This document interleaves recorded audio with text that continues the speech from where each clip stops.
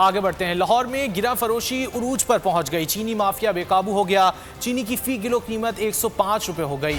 मजीद इस हवाले से जानते हैं बोल न्यूज़ के नुमाइंदे जुनेद अहमद से। जुनेद, क्या सूरत हाल है और शहरियों का क्या कहना है इस महंगाई पर?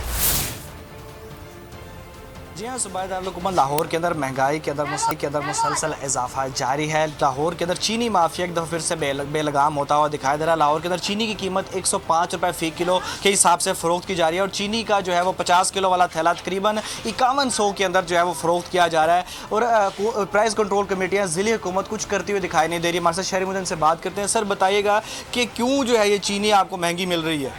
ये भाईजान गवर्नमेंट से पूछे हम क्या कह सकते हैं, क्योंकि पहले जब तकरीबन 3 साल पहले यही चीनी 55 थी, अब डबल रेट पे बिक रही है।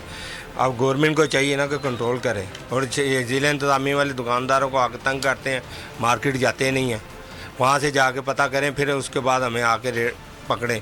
ये 89 रुपये किलो हम बेच रहे हैं, 101 रुपये लेके कैसे बेचें?